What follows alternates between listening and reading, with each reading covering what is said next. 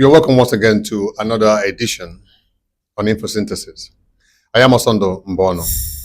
Today we'll be looking at the return of Senator Natasha Akpoti-Uduaghan to the Senate.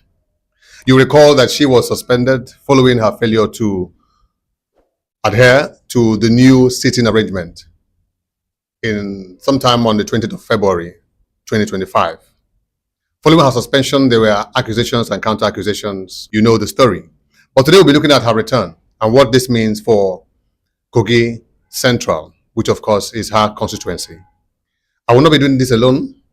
I have in the studio Mr. Nnamdi Elekwachi. Thank you, Osondo, for having me. It's nice to be here always. You are welcome, viewers. Thank you, Mr. Nnamdi. You're welcome. Thank you once again. Senator Natasha Akpoti-Uduaghan is back. Her office was unsealed and she has gained access. I want to know, was it justifiable for the Senate to have suspended her for 6 months in the first place? Thank you so much. I think it's unheard of that someone in the Senate served that long.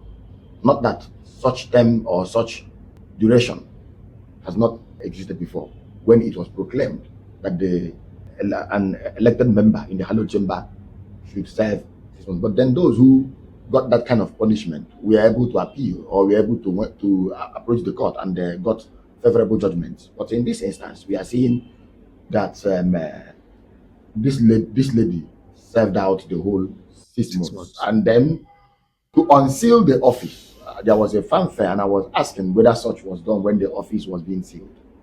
Then you could also think about it.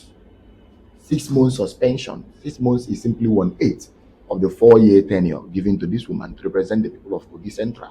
And then 6 months, she did not sit, she did not represent her constituents and constituency. Then we are talking about 6 months, and then after 6 months, she is coming back.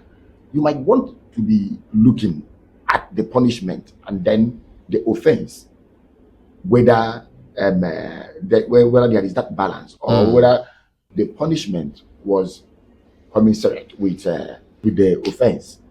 You say sitting arraignment. Someone went against the sitting arraignment, not the rules and then order of the Senate. Just sitting arraignment, and then they would serve 6 months suspension. I think that's like using a sledge to kill a fly.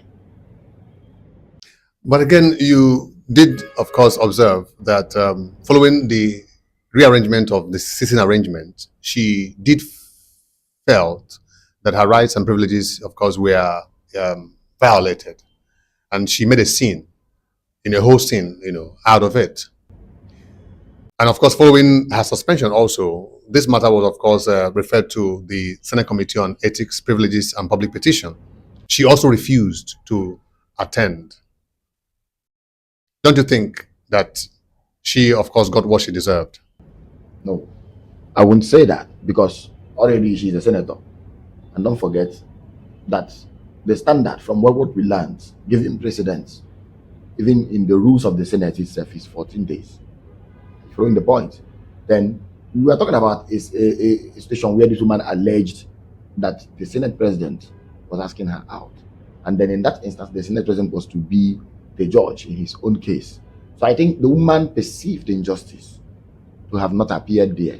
I'm not holding brief for her. I'm not speaking, but I'm saying in my in my own reasoning, she never had faith in the institution. Don't forget, she came back and said that the Senate President is a dictator.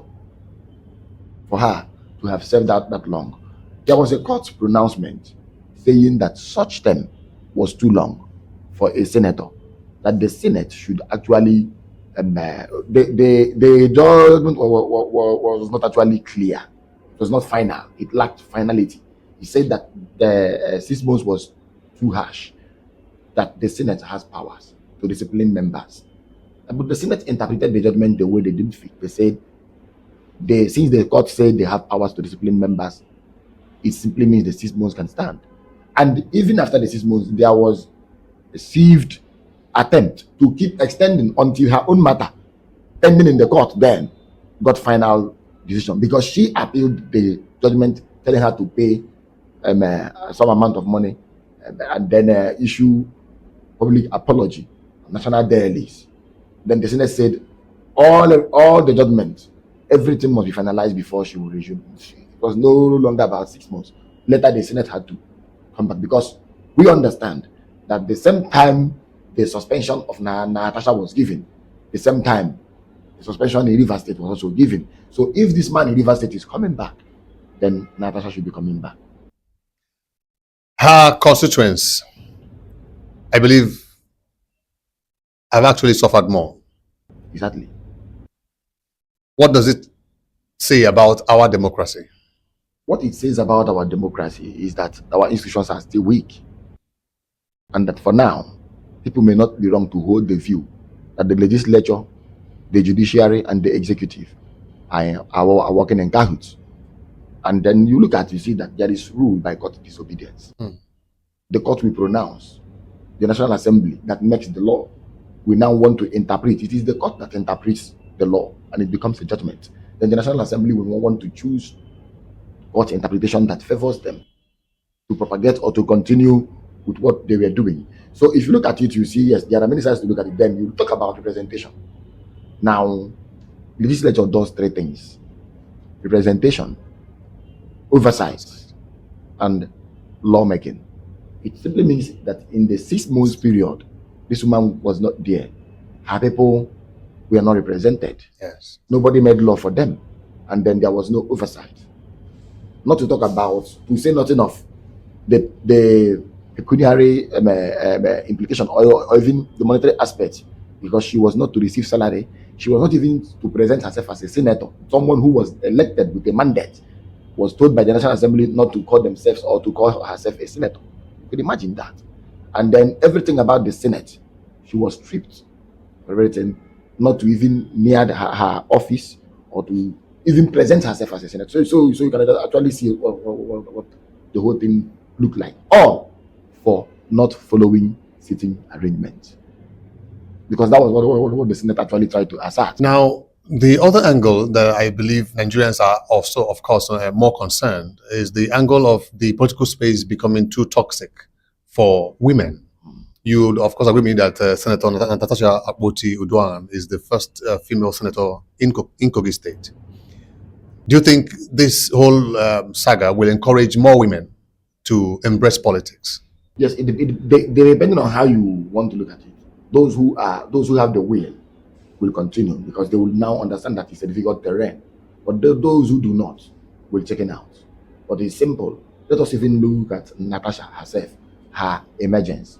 You know, the road to the National Assembly was too tough, and use the word toxic. Yes. A sitting governor had to destroy roads because of Natasha Uduaghan. We saw what was mobilized in terms of men, personnel, resources, just to stop her. And she's a woman. Yet she made it.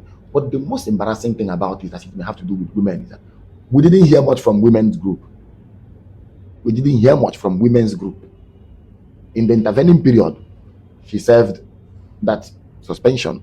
We didn't hear someone like me. I was expecting to harvest much.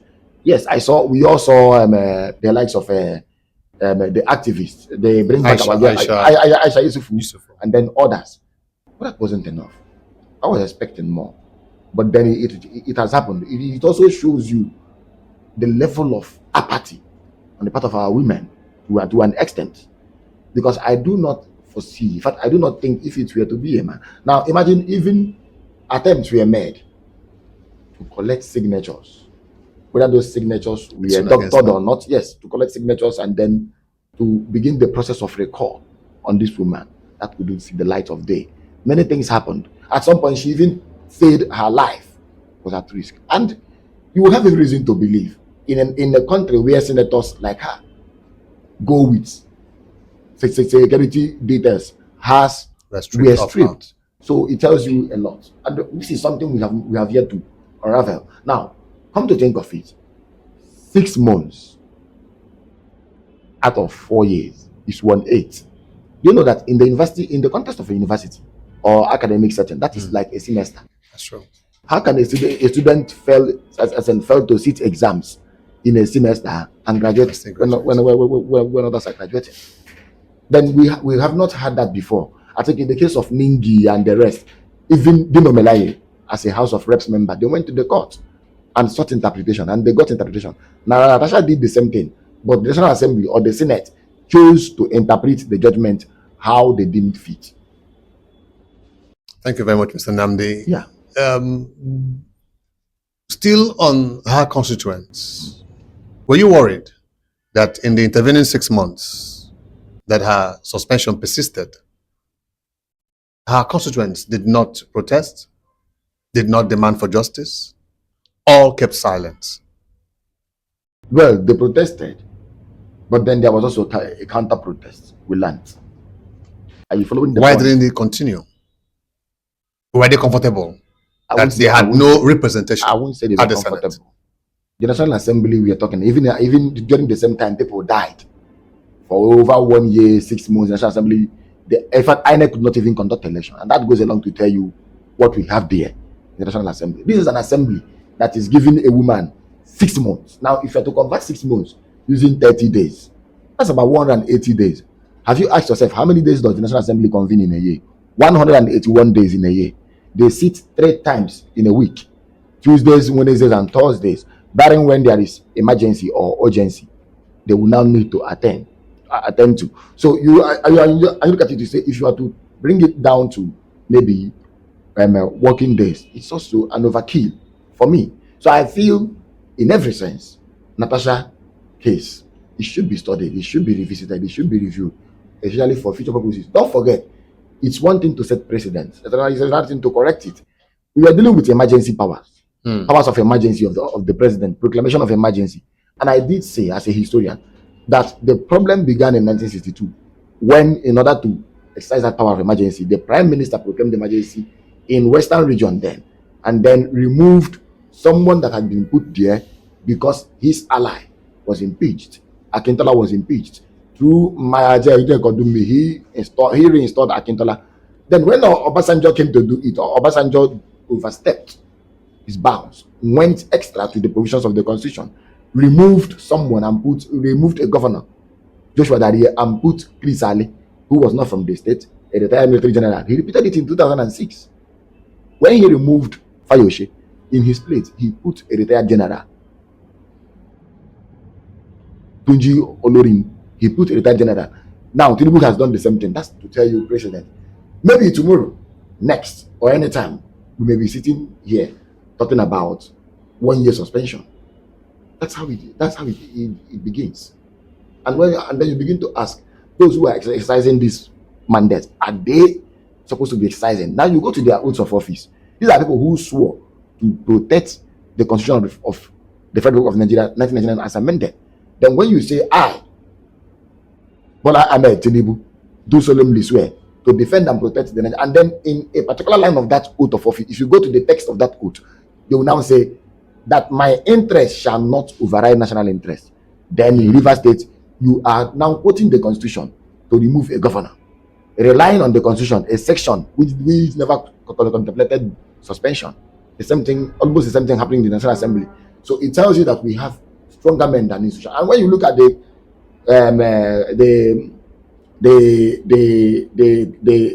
settings of the National Assembly, you see that we have a system where the president, even as a president-elect, sat down to write names of those who will be the principal officials of the National Assembly. The fact that Senate President Godswill Akpabio emerged Senate President was Tinubu's desire. The fact that Deputy Senate President Barau emerged was Tinubu's desire. Even Speaker, as we have him, his own making. Deputy Speaker, his own choice. So you begin to ask that question: what is happening between the executive and the legislature? Now you bring it down to the judiciary, which should be the last hope of the common man, the hope of the common man, hope of people on the streets. You see that the emergence of Chief Justice of the Federation had actually left much to be desired. This is a woman whom we know when Akpabio did not participate in the primaries. I'm talking about Senate. He was there on the ballot for presidential election, where he stepped down for the president. Then to compensate or to reward him or sort of, he made it to the Senate even without contesting the primary. When Appeal Court ruled against him, the Supreme Court ruled in his favor. That he should be allowed. In fact, the Supreme Court interpreted it to be a party affair. And then who sat on that panel? Justice Kudirat Kekere-Ekun. Today, who is she? She is the Minister of Justice. So you can see the alliance. So can we actually submit that? So that is yes. the same reason you couldn't see a judgment with a text of finality in the case of Natasha. The same reason for which the judiciary got over 40 appeals yes, during the 6-month suspension of the governor of Rivers State, and yet could not pass one decision, one judgment. So are you trying to say, Nnamdi, that in the case of Natasha, Senator Natasha Akpoti, that there seems to be some unseen interest that would not want her to continue? Let me shock you. At some point, news came out. What was the headline? Federal government trying to sue Natasha. Federal government trying to sue Natasha. It happened. We harvested the news. It was everywhere.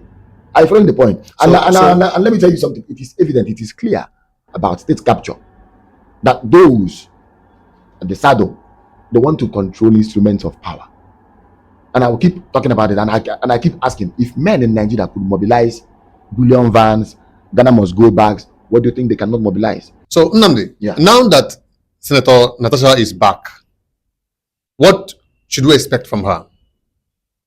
She should just go about representing her people, continue to exercise the mandate they have given to her.